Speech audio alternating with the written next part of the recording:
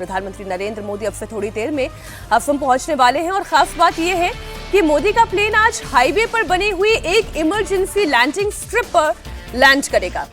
ये emergency landing strip Assam के डिब्रूगढ़ जिले के मोरान बाईपास पर बनाई गई है। ये नॉर्थ ईस्ट की पहली इमरजेंसी लैंडिंग स्ट्रिप है जिसे सिविल और फाइटर दोनों तरह के प्लेन के लिए इस्तेमाल किया जा सकता है। मोदी के प्लेन के लैंडिंग के बाद भारतीय वायु वीरों का दमखम भी देखने को मिलेगा। असम में बनी इमरजेंसी लैंडिंग स्ट्रिप पर राफेल, सुखोई, AN-32 जैसे वायुसेना के एयरक्राफ्ट नजर आने वाले हैं। असम में बनी इमरजेंसी एयर स्ट्रिप पर 40 टन वजन तक के फाइटर जेट, 74 टन तक के ट्रांसपोर्ट विमान लैंड और टेक ऑफ कर सकते हैं। खास बात यह है कि ये इमरजेंसी लैंडिंग स्ट्रिप चीन के बॉर्डर से महज 300 किलोमीटर और म्यांमार के बॉर्डर से 200 किलोमीटर की दूरी पर है। ये भारत के लिए कामयाबी के तौर पर आप देखें, जहां पर राफेल, सुखोई हाईवे पर उतरने लगे और खुद प्रधानमंत्री नरेंद्र मोदी का विमान जहां पर लैंड कर जाए, ये एक मैसेज केवल आप पॉलिटिकल विरोधियों के तौर के नजरिए से मत देखिए। ये जो हमारे बॉर्डर पर हमारे दुश्मन हैं या दोस्त हैं, कब दुश्मन है कब दोस्त है ये कहना बड़ा मुश्किल है डिप्लोमेसी में, उनके लिए एक बहुत बड़ा मैसेज है। 3 महीने में प्रधानमंत्री नरेंद्र मोदी का असम का ये तीसरा दौरा है। आज प्रधानमंत्री गुवाहाटी के लोगों को बड़ी सौगात भी देने जा रहे हैं। करीब 3030 करोड़ रुपए की लागत से बने हुए कुमार भास्कर वर्मा ब्रिज का प्रधानमंत्री नरेंद्र मोदी आज उद्घाटन करेंगे। ये नॉर्थ ईस्ट का पहला 6 lane extradosed prestressed concrete bridge है। ब्रह्मपुत्र नदी पर 1.24 किलोमीटर लंबा पुल गुवाहाटी और नॉर्थ गुवाहाटी को जोड़ेगा, जिससे ट्रैवल टाइम 1 घंटे से 1 घंटा और घटकर 1 घंटे से घटकर 7 मिनट हो जाएगा। सोचिए जरा, मात्र 7 मिनट में 1 घंटे की दूरी जहां पर कंप्लीट हो जाएगी। और ये ब्रिज दिखता कैसा है उसकी तस्वीर भी हम आपको दिखा रहे हैं। आइए इस पर हम चर्चा करते हैं और जब वहां से तस्वीरें सामने आएगी वो तस्वीरें भी हम आपके सामने रखेंगे। अजीत जी, बहुत टाइम तक अगर हम ये कहें कि नॉर्थ ईस्ट को उतना तवज्जो पूर्ववर्ती सरकारों में नहीं मिला जितना अब एकदम से शाइन होकर नॉर्थ ईस्ट उभर रहा है। पहली बात तो ये, जिस तरीके से एक लैंडिंग स्ट्रिप ऐसे तैयार कर दी गई, ये चाइना को बड़ा मैसेज है, ये उन तमाम देशों को मैसेज है कि हमारे बॉर्डर कितने सुरक्षित हैं, कहीं पे भी हमारा विमान लैंड कर सकता है। ये हमारी तैयारी है और हर देश को अपनी तैयारी करनी चाहिए। भारत भले देरी से तैयारी शुरू की है, लेकिन भारत को अपनी सीमा पर इस तरह का इंफ्रास्ट्रक्चर बनाना चाहिए था, बहुत पहले से बनना चाहिए था। और ख़ासतौर से तब जब उस बॉर्डर से सिर्फ 300 किलोमीटर की दूरी पर चीन की सीमा है और चीन लगातार अपने बॉर्डर एरियाज में इंफ्रास्ट्रक्चर मजबूत कर रहा है। वो कहीं से भी अपने बॉर्डर पर पहुंचने की ऐसी व्यवस्था कर रहा है कि घंटे, 2 घंटे, 4 घंटे में उसकी सेना, उसके आर्मी के लिए तमाम चीज़ें, उसका रसद, उसकी तमाम चीज़ें पहुंच जाएं। तो हम लोगों को भी अपने बॉर्डर पर इस तरह की तैयारी करने की जरूरत थी और ये उसी तैयारी का हिस्सा है। हम लोगों को पता है कि चीन किस तरह से गांव बसा रहा है अपने बॉर्डर के इलाके में, किस तरह से सैनिकों को सिविलियन के बेस में वहाँ बसा रहा है, लोगों को रख रहा है, किस तरह से टनल और एयर स्ट्रिप और रेल लाइन, ये सब चीज़ें बना रहा है।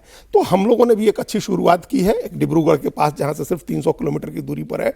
और इसकी सबसे बड़ी खास बात यह है, मतलब आज के इवेंट की, कि स्वयं प्रधानमंत्री उस जहाज से लैंड करेंगे। तो ये अपने जवानों के लिए भी एक बड़ा मैसेज है, अपने जवानों के लिए भी एक बड़ा मैसेज है। इससे जो ऑप्टिक्स क्रिएट होगा उसका एक पॉलिटिकल मैसेज भी है, लेकिन एक जवान, सेना के जवानों के लिए भी, चीन के लिए भी, कि भारत अब बहुत सीरियसली अपने बॉर्डर पर तैयारियों को, अपनी सामरिक तैयारियों को बहुत सीरियसली ले रहा है, बहुत गंभीरता से ले रहा है। आपने अभी कहा कि जो ऑप्टिक्स है उसका पॉलिटिकल मैसेज भी है। राहुल जी, वो पॉलिटिकल मैसेज क्या है?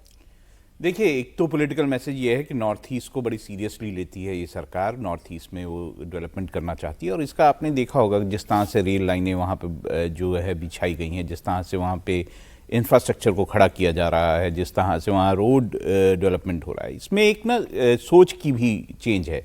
आज से अगर आप 30-40 साल पहले की बात करें तो एक सोच थी कि चीन जिस तरह से है, चीन की सेना जो है जब अगर वो अटैक करे तो वो भारत में आराम से नहीं घुस पाए, सड़कें ना हो, पुल ना हो, ताकि वो आगे नहीं बढ़ पाए। ये एक सोच थी, लेकिन वो सोच पूरी तरह से बदल गई है। वो सोच अब बदली है कि भारत क्योंकि सशक्त हो रहा है तो भारत की सेना जो है आराम से उन दुर्गम इलाकों में पहुंच सके, बॉर्डर इलाकों में पहुंच सके अगर उसकी ज़रूरत पड़े। दूसरी ओर ये जो आप कह रहे हैं कि वो इमरजेंसी स्ट्रिप है और ये सारी चीज़ें, तो आप देखें डीएसी ने अभी कुछ फैसले किए, उन्होंने 114 राफेल विमानों की बात हुई, S-400 की मिसाइलें खरीदने की बात हुई, बाकी सब चीज़ें। तो भारत ये देख रहा है कि विश्व में सब कुछ चेंज हो रहा है, सारे अलाइनमेंट्स चेंज हो रहे हैं। तो ऐसे में भारत को अपने आप को मजबूत करना पड़ेगा, ताकतवर करना पड़ेगा, ताकि उसको किसी और का मुंह ना देखना पड़े ऐसी सिचुएशंस में। तो वही काम जो है ये सरकार। अभी एक आंकड़ा हमारे पीसीआर डायरेक्टर आप दिखा रहे थे, जरा फिर से दर्शकों के सामने रखें। अजीत जी, जब हम वोट शेयर की बात करते हैं, यहाँ पर कांग्रेस का वोट शेयर क्या है, बीजेपी का वोट शेयर क्या है, यहाँ पर एक और प्लेयर है AIUDF, वो भी एक प्लेयर है, ये देखेंगे हमारे सामने वोट शेयर है।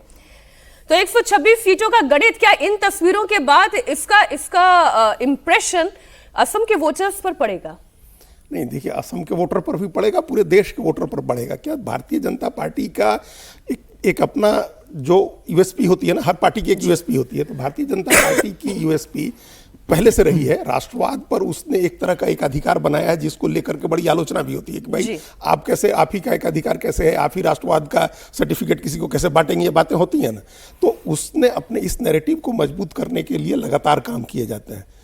किसी भी नैरेटिव को, जैसे कांग्रेस का अपना जो नैरेटिव है, जो अपना यूएसपी है, उसको मजबूत करने के लिए वो नैरेटिव क्रिएट करती है।